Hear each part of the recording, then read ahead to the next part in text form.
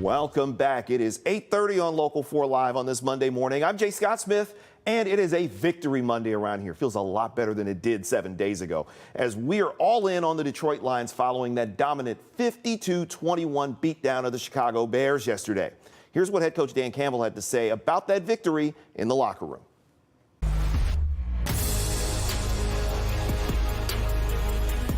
Now, there's nothing like getting your first win of the season and playing better than we did last week. A lot freaking better. We believe in us. We're the ones who put in the work. They forgot about who we were. It's like they forgot that we're fighters. Yeah, he pretty much made it very clear how he felt after the game. That's a live look over Ford Field. A lot more calm today, but yesterday was absolutely rocking as the Lions bounce back against those Chicago Bears, whose head coach is a guy whose name might sound a little familiar, former offensive coordinator Ben Johnson. The Lions' run game couldn't get much going last week at Lambeau, but it definitely got back on track against the Bears here. Detroit on the 12, and you see right here Jahmyr Gibbs around the corner coming in to score the first touchdown of the day. Both Jahmyr Gibbs and David Montgomery each got into the end zone, scoring the first 2 touchdowns of the day. And Jared Goff, fantastic. 334 yards, 5 touchdowns, 3 of them to Amon-Ra St. Brown.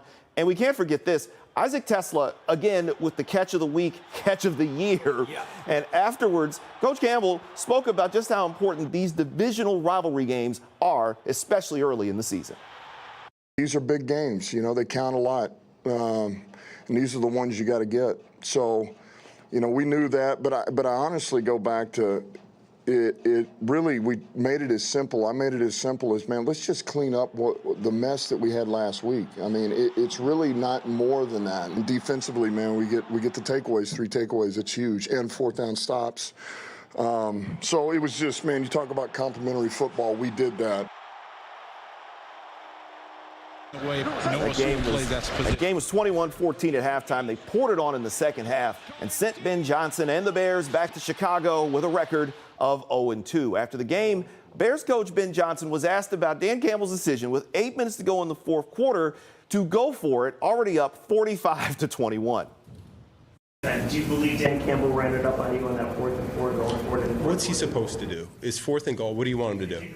Yeah, he could have kicked the field goal. They don't kick field goals. They go for it there. So he was doing what he was supposed to do. That's what he does. How demoralizing is this loss, considering you were coming back, you left for Chicago? I mean, it's not demoralizing at all. It's not demoralizing at all. We got to play better. Simple as that.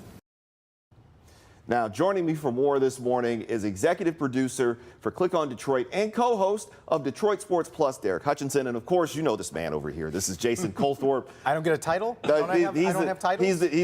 He's our lead anchor. You see him on Local 4 every single morning. So, I'm a utility infielder, period. So, guys, to quote a great American philosopher, Sean Carter, better known as Jay-Z, it's funny what 7 days can change around here, because 1 week ago, we saw what happened in Lambeau, where they looked like they were playing like strangers out there. That gave me really bad PTSD to a whole lot of years watching Lions football. Yesterday was almost like it went from being a must-win game to a get-right game to a kind of a statement. Like they put their foot down. I've been waiting all day to hear what you have to say about if it's that everything is fine, or do you go inside the numbers a little bit? That game was like medicine. I mean, it's okay to look bad a few games a year, but when it's the first game, especially after an off season of so much change, it's like, man, you just want to see an example of what it can look like when it goes right, just to make you feel a little bit more secure. So that's exactly what Ben Johnson came in and gave us, exactly what we needed. Because at halftime, you could easily still be, I mean, the running game was okay, and then the defensive pass rush still was non-existent, and I'm thinking, oh my gosh, maybe people were right about this team. And then all of a sudden, and it was just great to be able to grab that touchdown at the end of the first half, just so you were like, okay, the game's probably not in doubt, but now we, like you said, got to get right, got to get going. Because when they asked Ben Johnson about running up the score, what did you guys think? Was that running up the score? No. Or is that just, hey, we got to get right? It's professional football, too. Yeah. You're not going to run out 8 minutes of clock. No. And if you kick the field goal, I think that's more so running up the score, because by going for it, you at least give them a shot to stop you. And if you look at the score at that time, I thought there's plenty of time. Crazier things have happened.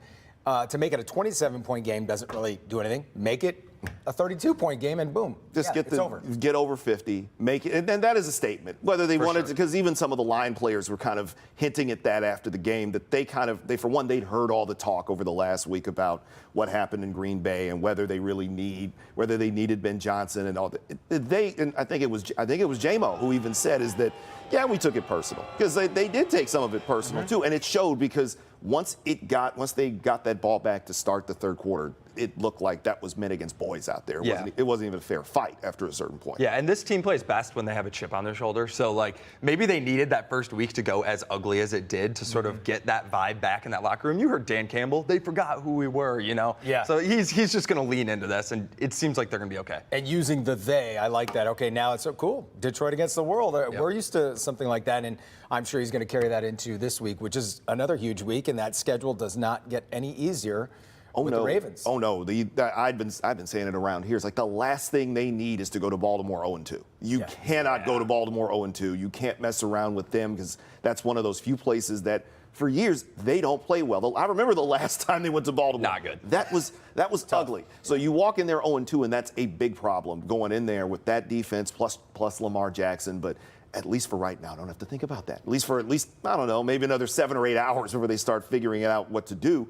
When it comes to yesterday's game, and I guess I can ask each of you guys this, for me, it was seeing how the offense finally felt like they were comfortable with each other. What was something that really jumped out? What was one main thing that jumped out about how the Lions looked against the Bears yesterday? It was the O-line for me. I mean, you said the defensive line still struggled a little bit. I'd like to see them get pressure before the game is basically decided. Yeah. They really didn't fix that concern for me yesterday. But the offensive line, they ran the ball fairly well. They protected Jared Goff. He looked incredible. So you know the difference between Jared Goff when he's clean and when he's feeling pressure. And obviously the first 2 weeks of the season showed that. So with all the changes that they've seen with Ragnow retiring, we needed to see a good game from them, and that's exactly what we got. 100%, because if you go from last week to this week, and probably you have to throw out that 40-yard run from Jahmyr Gibbs, because that looked like it was a clear breakdown by the Bears on defense, where he just had that open lane to go. But you throw that out and you're like, okay, you made solid improvement with that line, gelling together, and if they can take that next step and get back to where they need to be in Ratledge,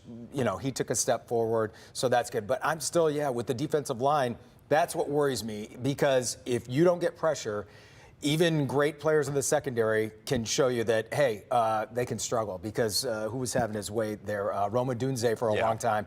And even the run defense, also, Swift was gashing them. He was over 5 yards a carry. Yeah. There's nobody on this planet who can cover an NFL wide receiver for more than a few seconds. Right. So if you're not getting pressure on any quarterback, you're going to be in trouble. So they got to fix that. Because that's when things started to break down for the Bears in the second half. So when the Lions were starting to finally get pressure in there, then Hutch gets the sack. Muhammad was starting to get into the backfield a lot more. Brian Branch had a sack in there too. A couple holdings too. A couple holds certainly don't help. I mean, the Bears being the Bears certainly didn't. It's like it turned out they were probably the best possible thing that could have happened for the Lions. It really was. Are the Bears? A few passes too, which I was like, all right, that helps. It's Bears doing Bears things. That game was also for my friend Andy Isaac, and we all know what he'd like to say about the Bears. I can't say that on here, but we all know exactly that was for my boy yesterday. So going forward, they've got Baltimore. Then you get maybe an off week with Cleveland, and then it really gets heavy again. They still got some things they can clean up. When it comes to this team's ceiling, obviously I don't think they're anywhere near as bad as they were at Lambeau.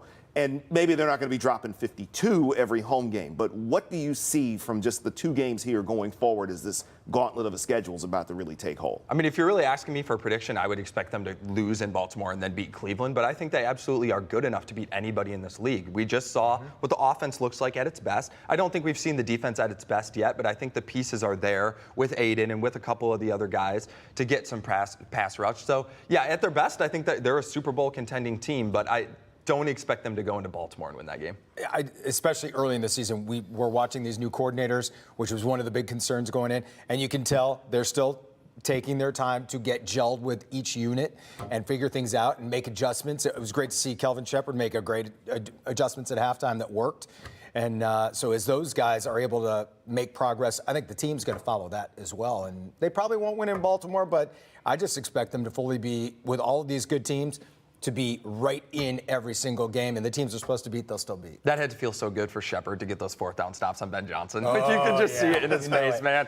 I thought, by the way, were you surprised that they didn't break out way more trick plays? Ben Johnson? Yeah, they had like a trick formation earlier, but he didn't really run anything crazy. I think they tried a couple of fake little end arounds, and it looked like they were trying to do some things to catch him off guard. They tried something early, I think it was either second or third quarter, and the Lions initially just snuffed it out. And I guess he was thinking, you know what, I think they're probably on to me, so I don't think that will work. Yeah, I think he knew we were all expecting him to come in and like make a show of his return, and maybe he just decided to try to beat him straight up.